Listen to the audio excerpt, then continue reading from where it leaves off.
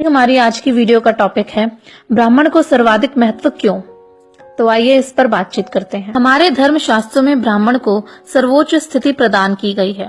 इसका मुख्य कारण यह है कि सात्विक गुणों की प्रधानता के कारण ब्राह्मण अपने सद्ज्ञान से सारे समाज को उत्कृष्ट बनाने का प्रयत्न करता है। यज्ञ करना, यज्ञ कराना, पढ़ना पढ़ाना और दान देना व लेना ये ब्राह्मण के षट धर्म हैं। सारे लोग सन्मार्ग पर चलें, उन्नति करें, सुसंस्कार अपनाएं। इसके लिए ब्राह्मण दूसरों की तुलना में अधिक त्यागी, तपस्वी, संयमी व अपरिग्रही रहकर अपना व्यक्तित्व श्रद्धास्पद बनाता है। उसे गरीबी में भी रहना पड़े तो भी अपने आंतरिक उल्लास और बाहरी आनंद में से कोई कमी नहीं आने देता। वेद में ब्राह्मण के गुणों के बारे में विस्तार से बताया गया है।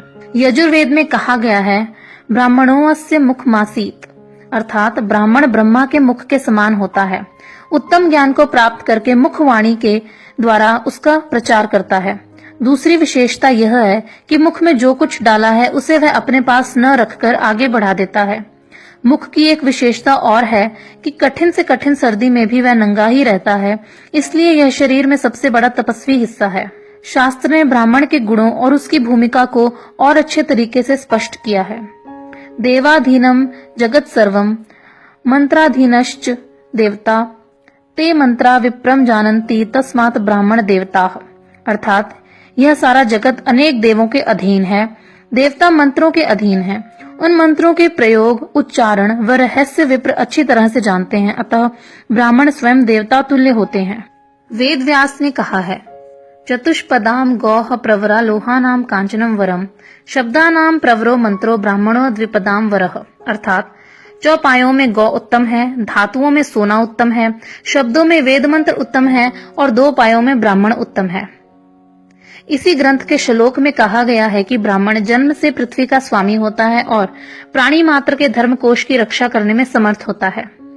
न ब्राह्मणस्य गाम जगद्वा राष्ट्रे जागार कश्चन, निसंदेह सभी वर्ण समान है, किंतु एक स्वधर्म निष्ठ अत्यंज भी स्वधर्म भ्रष्ट ब्राह्मण की अपेक्षा सम्मान्य नहीं है।